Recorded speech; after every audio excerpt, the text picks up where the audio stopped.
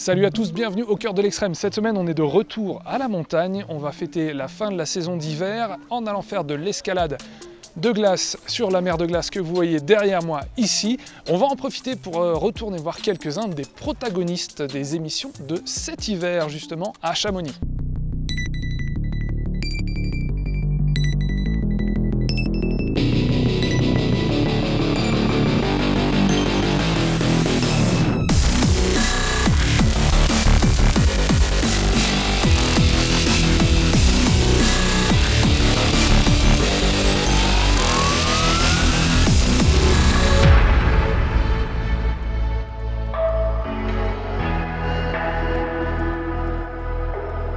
Alors là, on va descendre sur la mer de glace, dans un des boyaux d'une ancienne grotte de glace.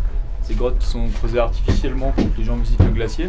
Et là, on va profiter d'un ancien boyau qui a été amélioré naturellement par une coulée d'eau l'automne dernier. Donc ça nous fait comme un grand tuyau là, qui fait à peu près une dizaine de mètres de diamètre, avec un dévers assez prononcé. Et donc le but ce sera d'équiper puis de grimper tout le plafond, une partie du plafond de cette grotte de glace.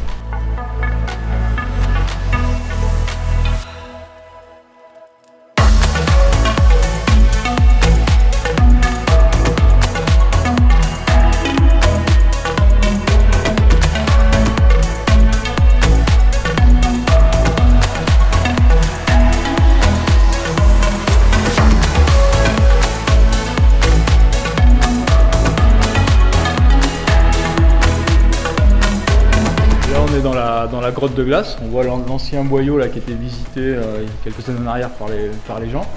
Et nous on va se servir de cette sortie pour créer notre voie. Donc le matériel qu'on va employer, c'est le matériel classique d'escalade sur glace, c'est-à-dire des piolets qu'on emploie classiquement en escalade sur glace, des piolets. Et là comme c'est extrêmement raide, on ne va pas avoir des crampons qu'ont les alpinistes par exemple pour aller au Mont Blanc. Là on a quelque chose qui est assez léger. C'est-à-dire des crampons qui sont vissés sur des chaussures. Comme on voit que c'est quand même extrêmement raide, tout le poids qu'on peut gagner dans ces mouvements athlétiques, ça aidera à enchaîner la voie. Et après, pour nous protéger, là j'ai ma tenue de grimpeur, c'est-à-dire mon baudrier, ma corde. On va visser ces broches dans la glace. C'est-à-dire c'est quelque chose qu'on visse tout simplement. Et après, on va mettre un mousqueton ici, on reliera le mousqueton, la corde pour la protection. Et c'est comme ça qu'on pourra enchaîner la voie en toute sécurité. On est dans une structure qui est vraiment à l'horizontale. En fait, on ne peut pas se servir des piolets pour faire les trous comme on le fait normalement en cascade de glace.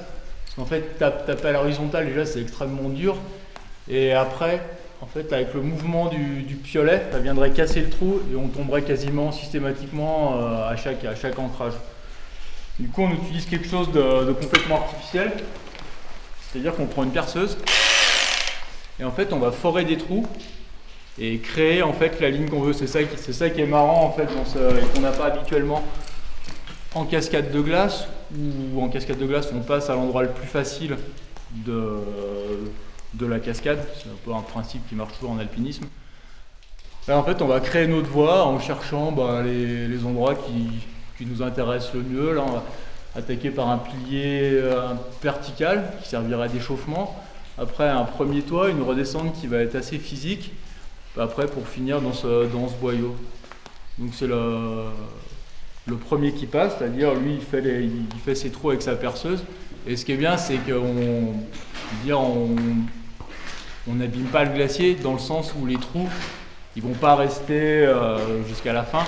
Jusqu'à la fin du glacier, les trous ils vont se reboucher naturellement. Là, c'est un endroit où je viens quasiment une fois par semaine en ce moment et on retrouve quasiment aucune trace des passages précédents.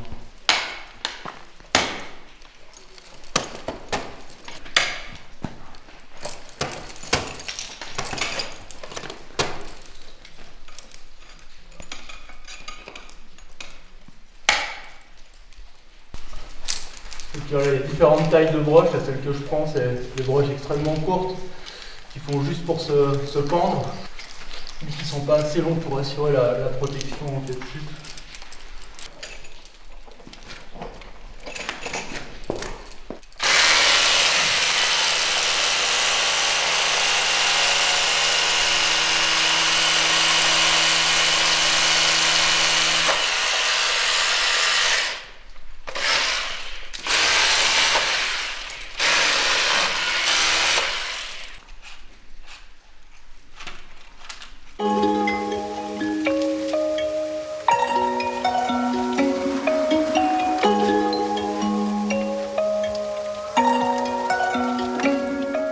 il y a une bonne heure que je suis pendu dans mon baudrier là, au plafond de cette grotte.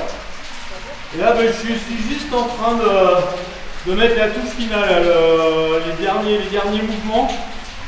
En fait, j'essaye de créer des mouvements en jouant avec le relief, en me servant des rebords de glace les plus verticaux possibles, qui me serviront de pied plus tard. Et donc le but c'est de faire quand même du mouvement qui soit réalisable, parce que là on a bientôt fait 20 mètres dans un plafond. Donc ça reste quand même le challenge d'enchaîner la voie dans cette séance.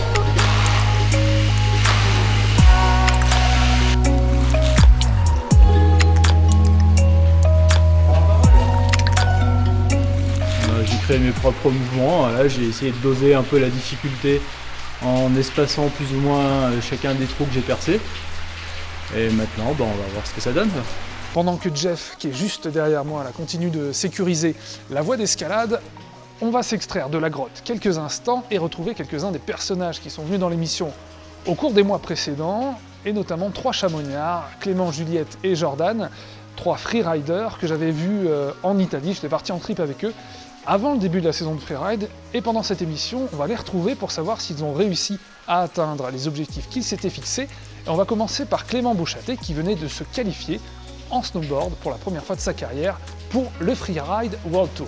Première année sur le Freeride World Tour, on est arrivé au Japon, conditions difficiles sur place, pas réussi à faire la compétition. Du coup, direction Canada. On fait 2 étapes vu que le Japon est annulé. J'étais dossard 1, donc premier à partir dans la face. Je chute dès ma première barre en fait, que je prends sur ma première compète sur le Freeride World Tour.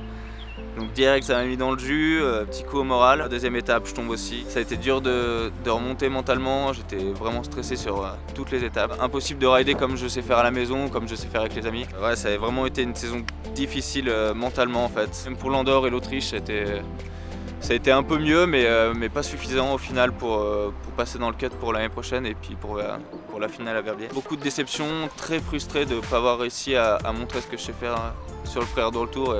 Devant tous les médias qui nous entouraient, devant tous les médias qui nous mettent la pression en fait, et le stress. Nous, on fait les compétitions, moi ça me sert clairement de tremplin pour les sponsors et puis pour ma carrière qui est au final en train de se lancer. Les médias, heureusement, qui sont là et c'est eux qui nous aident à vivre au final. Mais c'est eux aussi qui nous mettent la pression et moi, j'ai peut-être pas encore assez d'expérience pour gérer ça. Et c'est pour ça que j'espère revenir rapidement avec plus d'expérience. Sur ce glacier, on constate vraiment là, la fonte, le recul glaciaire. Pour donner une idée, il y a quelques mois en arrière, c'était aux alentours de fin octobre, début novembre. J'étais déjà venu grimper ici et il faut imaginer le boyau de glace qui est derrière moi. Il commençait là, une dizaine de mètres derrière nous. Ça a reculé, on va dire, je sais pas, 20, quasiment 30 mètres. J'ai fait mes premières écoles de glace en 1983, j'avais 13 ans. Et à cette époque-là, on allait sur le glacier des Bossons. Et c'est un endroit où maintenant, il n'y a absolument plus du tout de glace. À l'époque, on marchait 10 minutes, un quart d'heure. On avait les crampons à pied, c'est là qu'on s'exerçait à l'escalade glaciaire. Et là, c'est un secteur, en tout cas le secteur où on s'entraînait, qui a complètement disparu.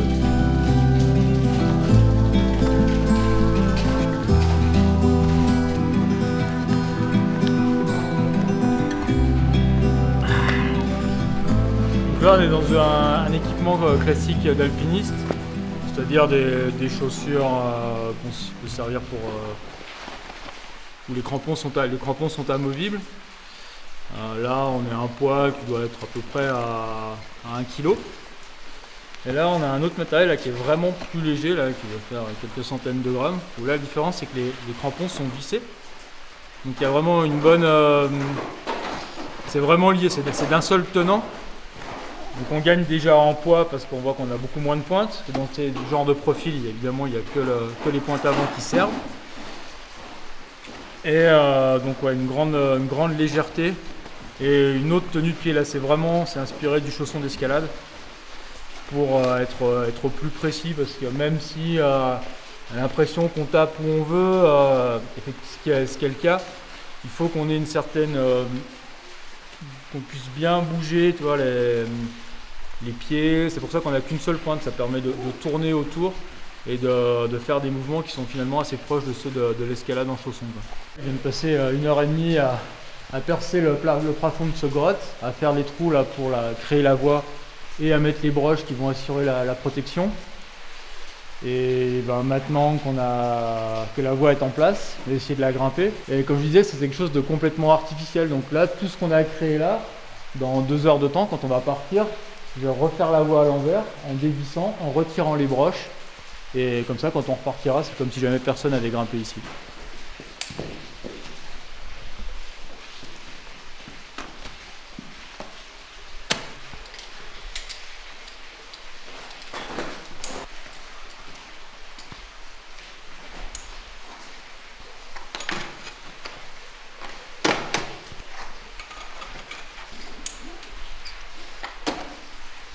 Ça, il avance pas mal, bien.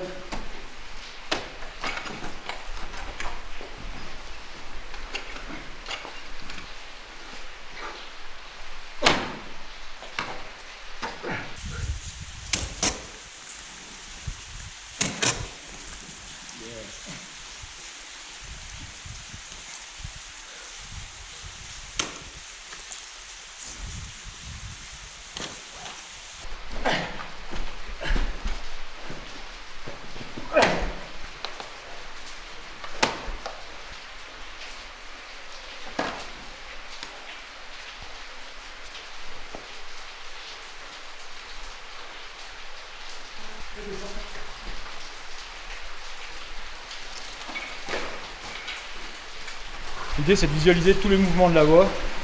Là c'était une fois un peu pour le repérage, notamment les positionnements des pieds, même si on voit que le corps perd assez souvent le contact avec la structure glacée. Ce qu'il faut c'est les replaquer au plus tôt pour alléger au maximum les bras. Donc les positions du corps, elles sont vraiment très importantes, elles sont vraiment primordiales à mémoriser. Sincèrement, toi, si je viens grimper dans cette grotte, c'est parce que j'aime bien l'ambiance, j'aime bien les couleurs, les différentes teintes de bleu, là, le beau ciel, le grand soleil derrière nous. Et c'est pour ça que je viens, plus que pour créer un itinéraire d'une certaine difficulté et motiver des gens pour venir la répéter. On vient de sortir de la grotte de glace, c'est pas plus mal parce qu'il commence à faire bien froid. Un petit peu de soleil, ça réchauffe tout le monde, surtout moi, c'est parfait. Maintenant, on retourne voir nos chamoniards, en l'occurrence Juliette Villeman. C'est une skieuse, freeride. Quand on l'a rencontrée il y a quelques mois de ça, son but était d'intégrer le Freeride World Tour et elle a réussi. On voit ça tout de suite avec elle. En général, nous les filles, les dossards sur les compètes, ça nous fait des robes, mais ça nous fait un peu freestyle. C'est le dossard que j'avais à Obergurgl pour la dernière compète de la saison là, que j'ai gagné. C'est quand même vraiment cool de pouvoir garder un souvenir comme ça. Celui-là, je vais le garder, c'est sûr. Je me suis rendu compte juste avant la dernière compète que si je gagnais ou si je faisais dans les 2 premières, j'avais ma carte pour le World Tour. Et c'est ce qui s'est passé. Du coup, j'ai gagné cette compète. C'était vraiment cool. Ça a été très très dur mentalement parce que j'ai vécu un peu l'enfer les 2 semaines précédant la compète. Mon copain a eu un gros accident en montagne, donc ça a été très dur de repartir après ça parce que le mental dirige le corps et quand la tête elle est pas là, bah, le corps il suit pas. Ce jour-là, on était donc partis à l'Aiguille du Midi, là-haut. Donc on a décidé d'aller dans la face ouest de l'Aiguille du Midi, ça s'appelle le Glaciéron. C'est un couloir, c'est un run difficile mais génial, qui finit par un long couloir et il y a une rimée à la fin de ce couloir. Et Jordan savait que cette rimée était là, qui m'a attendu. Et au moment où je suis arrivée, il est reparti tranquille. Et en fait, il a fait un appui et il est tombé dans la rimée parce que jour blanc, la rimée un peu bombée, tout ça. Il pensait qu'elle allait être qu'il allait pouvoir la sauter, sauf qu'il est arrivé dessus direct. Donc il est tombé dedans. Et donc moi j'étais derrière. Donc j'ai directement vu qu'il était tombé dans un trou. J'ai donc fait le tour de la rimée pour arriver au-dessus du trou où j'ai vu Jordan qui m'a directement dit qu'il avait les 2 jambes cassées. Et il y a des copains guides qui sont arrivés à peu près 2 minutes après et qui ont tout fait. J'étais émotionnellement incapable de faire quelque chose, à part appeler les secours, ce que j'ai fait directement quand il est tombé et tout ça. Mais émotionnellement, c'était C'était horrible à gérer. Et donc d'arriver là-bas, je me suis mis dans ma bulle à cette compète. J'ai essayé de faire abstraction de l'accident qu'on a eu. Et quand j'ai gagné, j'étais forcément la plus heureuse, mais j'ai peut-être gagné aussi parce que j'ai eu cette force mentale grâce à Jordan, qui est quand même un warrior et que j'en connais peu des comme ça, et qui m'a poussée à gagner, enfin pas à gagner, mais sa force, je pense qu'elle m'a aidée. Et du coup, émotionnellement, ça a été vraiment dur en fait. Ma victoire, elle a un goût amer. J'aurais vraiment aimé partager ça avec lui et partager cette montée sur le World Tour avec Jordan, mais ça fait que c'est comme ça. Et aujourd'hui, je suis peut-être sur le World Tour grâce à ça. On vient de voir Juliette qui s'est donc bien débrouillée cet hiver, mais comme elle nous en a parlé, elle a eu besoin de faire appel à des secours. Et dans les secours, Jeff, il y a le PGHM auquel tu appartiens. Alors, est-ce que tu peux nous expliquer quelle est la mission du PGHM ? Nous, notre mission en PGHM, c'est essentiellement le secours à personne. Donc c'est aller chercher les gens partout où ils sont, dans des milieux escarpés, dans des milieux où l'accès est compliqué, où on ne peut pas aller avec un véhicule terrestre comme le feraient les pompiers qu'on connaît par exemple dans les accidents de voiture. Nous, on peut intervenir n'importe où en montagne, mais que ce soit pour l'alpinisme, pour le ski, aussi bien pour le canyoning, pour le raft, le base jump, toutes les activités de pleine nature qui se déroulent en haute montagne. Et on comprend aussi que c'est pour ces raisons que les membres du PGHM comme toi pratiquent à longueur de journée, que ce soit en service ou sur leur temps libre, par exemple de l'escalade sur glace. La majorité de nos secours, on est amené par l'hélicoptère, mais on ne peut pas forcément et systématiquement récupérer les gens directement depuis la porte de l'hélicoptère. On va avoir à se déplacer. Donc c'est pour ça qu'on doit être aussi bien à l'aise avec des crampons que des chaussons d'escalade, qu'avec des skis de randonnée, parce qu'on peut intervenir dans tous ces milieux-là et on peut surtout avoir à se déplacer dans ces milieux-là. Et il faut qu'on soit complètement à l'aise, puisque comme je disais, on vient pour secourir les gens, donc si nous-mêmes on n'est pas à l'aise, ça va être compliqué. Donc c'est pour ça qu'on s'entraîne toute l'année, que ce soit effectivement on va s'entraîner plus à l'escalade de glace en prévision de l'automne, mais on grimpe, on pratique l'escalade toute l'année, le ski aussi en période hivernale. Toutes les activités de montagne, on les fait, et on les fait aussi parce que quand l'hélico ne vole pas, là je disais qu'on fait une majorité de nos secours en hélicoptère, mais c'est pas toujours le cas. Quand il y a des gens qui sont bloqués à des hautes altitudes, parce qu'il faut voir que la majorité de nos secours, l'été, ça va être une clientèle qui est sur le Mont Blanc. Donc il faut qu'on soit acclimaté, et c'est aussi pour ça qu'on s'entraîne physiquement en ski de rando sur des longues distances, et aussi à pied, en faisant le Mont Blanc à pied, qui est quand même le meilleur des entraînements à l'altitude. Alors Jeff, toi, donc dans l'escalade de glace que tu pratiques, il y a la partie professionnelle pour le PGHM dont tu nous as parlé, mais il y a aussi toute une partie aventure et expédition. C'est un peu aussi par la force des choses. C'est vrai que voyager c'est toujours très intéressant, et aussi parce que les saisons évoluent, la saison de glace en Europe, et en tout cas ici chez nous en Haute-Savoie, puisque c'est là qu'on est, elle est assez restreinte. Les cascades se situant vers 1000-1200 mètres d'altitude, il ne fait pas assez froid tout l'hiver pour que les cascades se forment. Donc c'est là l'opportunité d'aller voir ailleurs, d'aller voir au Canada, d'aller voir en Norvège, ou je l'espère bien pour l'hiver prochain du côté de la Sibérie, découvrir de nouveaux itinéraires, de nouveaux secteurs d'escalade sur glace. C'est sur des projets vidéo en fait que tu peux partir sur ces expéditions ? Non, à la base c'est mes envies à moi, c'est les endroits où j'ai envie d'aller grimper, et à partir du moment où j'ai défini le secteur d'escalade, je propose à mes partenaires ou à d'éventuels photographes ou gars qui filment, je leur propose leur projet, et s'ils sentent quelque chose à faire, ils m'accompagnent. Mais c'est vrai que là, ces dernières années, j'ai eu la chance d'être toujours accompagné par des gens, et c'est vrai que c'est important et aussi sympa de ramener de belles images. Avec le réchauffement climatique, avec les glaciers qui reculent, c'est aussi votre aire de jeu qui se réduit, puisqu'il faut des conditions particulières pour avoir la glace suffisante. Tout à fait. Le temps qu'une cascade se forme, il faut que la température soit négative pendant un certain nombre de jours, voire de semaines. Et c'est ça qui crée la difficulté. Et les cascades sont pas forcément très très haut en comme altitude. Comme je disais tout à l'heure, ici on est dans des 800, 1500 mètres d'altitude. Donc on est vraiment à la limite d'un 0 degré en plein cœur de l'hiver. Et souvent, c'est aussi ce qui fait la beauté du jeu, c'est que c'est pas des lignes qui reviennent tous les ans. Certaines cascades, tu vois, on a grimpé une cascade là cet hiver en Suisse. C'était la 3e ou 4e fois qu'elle était grimpée depuis le début des années 2000. Donc il faut attendre que ça se forme, être juste à la limite et pour pouvoir y aller. Puis des fois on attend, puis le mauvais temps arrive, la chaleur arrive, la cascade s'effondre. Et il faut attendre l'année d'après. Je te propose qu'on aille prendre des nouvelles de notre dernier freerider chamoniard, en l'occurrence Jordan, et puis qu'on aille s'intéresser à une nouvelle voie ici sur la mer de glace. Eh ben ça marche, on est parti. Avant la dernière étape, j'étais 8e.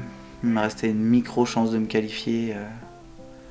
Bon, malheureusement, j'ai pas pu participer à la dernière. Je finis 11e même sans participer à la dernière étape, donc c'est quand même pas trop mal. Je développe un peu la gamelle. D'abord, ils m'ont sorti de la crevasse, donc ça a été assez rapide, hein. Je dirais une demi-heure. Et après, ils m'ont descendu plus bas sur un snowboard. On a attendu bien 2 heures, 2 heures et demie dans le froid. Parce qu'il y avait du vent, du coup il n'y avait pas de soleil vu qu'il y avait du brouillard. Et après, il y a une équipe du PGHM, donc merci également à eux d'avoir déployé toute leur motivation pour venir me chercher, parce qu'ils sont venus à pied depuis le plan de l'Aiguille en fait. Parce que nous on faisait un itinéraire sur l'Aiguille du Midi. En fait le plan de l'Aiguille c'est le premier tronçon pour atteindre l'Aiguille. Mais de où on était au plan de l'Aiguille, sachant qu'il avait neigé 40-50 cm, venir en ski de rando, c'était, je dirais, un peu dangereux parce que où ils sont passés c'était exposé, donc ils prennent des risques ces mecs là. Et je tiens à les remercier encore une fois. Donc en fait ils ont eu le temps de me charger dans leur chariot qu'ils avaient monté. Il est arrivé, il m'a monté et puis après voilà, c'était fini. Je me mets comme objectif 1 an là pour revenir à haut niveau dans mon sport, dans ma pratique sportive personnelle. Ça aurait pu être mieux, ça aurait pu être pire. Avec des scies, on peut toujours aller dans les deux sens, c'est ce que je me dis. Donc voilà, j'essaie pas de refaire le monde avec des scies. C'est comme ça, c'est fait. Et puis voilà, j'avance. Et puis ouais, je vais essayer de garder quand même, ça aurait pu être pire, en premier plan. Alors par solidarité et pour prouver à Jordan qu'il n'est pas le seul à pouvoir se blesser, eh bien Jeff va m'apprendre à faire un petit peu d'escalade sur glace et donc probablement m'envoyer en rééducation avec Jordan. On a un mur de glace là qui est entre 80 et 90 degrés. Donc là, pas besoin de chaussures ultra légères, de matériel plus spécifique que ça. Là, on va évidemment pas faire nos propres trous. C'est nous qui allons choisir notre itinéraire, donc on frappera le piolet et c'est nous qui ferons nos trous. Et en plus, au pied, donc on va rajouter ces crampons là. Voilà, des crampons sur des chaussures, tout ce qu'il y a de plus classique. Donc l'idée, c'est de faire rentrer notre piolet. Donc pour le rentrer, c'est qu'il faut qu'il ait un maximum de force. Donc on va le faire tourner. Dans un premier temps, on va avoir ce mouvement-là, donc cette rotation autour de l'épaule. Et pour accentuer encore la vitesse de la pointe, on le fait tourner autour de notre petit doigt ou de notre annulaire. Donc on va avoir ces deux mouvements-là, celui-là. Et après, il va encore prendre de la vitesse en pivotant autour de notre petit doigt et de notre annulaire. C'est souvent le défaut en fait qu'on constate chez les débutants, c'est qu'en fait c'est d'un seul bloc, le poignet est rigide et genre ça. Et même si on voit que ça marche bien, c'est extrêmement coûteux en énergie. Alors que si on se contente en fait de l'envoyer et de le laisser tourner, ça fatigue pas du tout les bras et donc ça rejoint ce qu'on disait tout à l'heure par rapport à la difficulté. En fait, moins on est fatigué, plus on pourra réussir, mieux on réussira à grimper des structures verticales de longue haleine. Donc pour nous, le problème, ça va être de régler tes crampons. Quelque chose du 46 et moi du 42. Déjà, j'ai commencé comme tout le monde à faire du rocher, de grimper en rocher.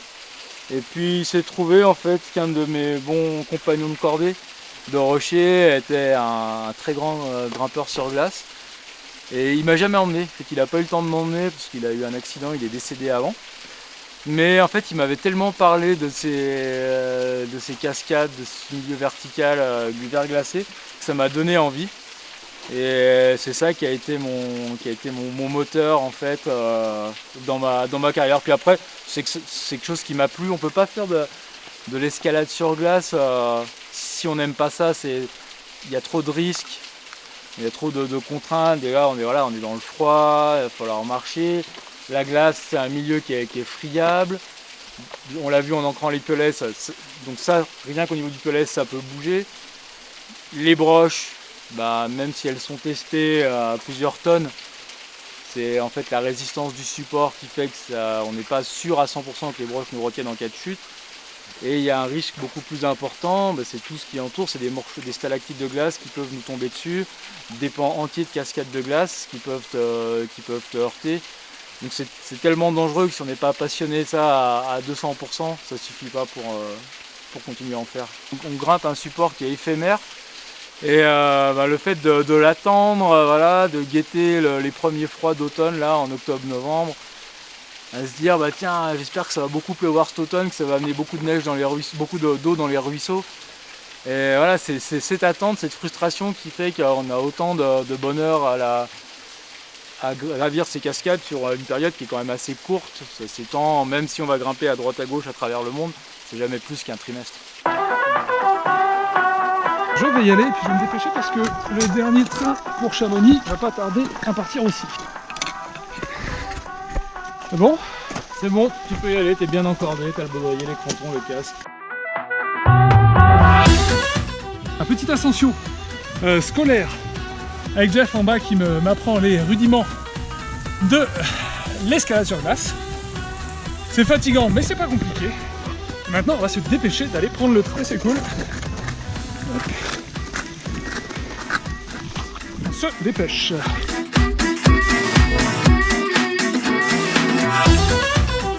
Jeff, on a réussi.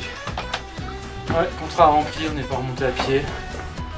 Enfin, c'est parce que les cabinets sont ralentis. Je crois qu'on a dépassé les 4h30, 4h37. Là, l'émission se termine. On a réussi, au prix d'un effort extraordinaire, à attraper le train qui nous ramène à Chamonix. Donc, merci Jeff pour cette découverte de l'escalade sur glace. Et quant à nous, on se retrouve la semaine prochaine au cœur de l'extrême.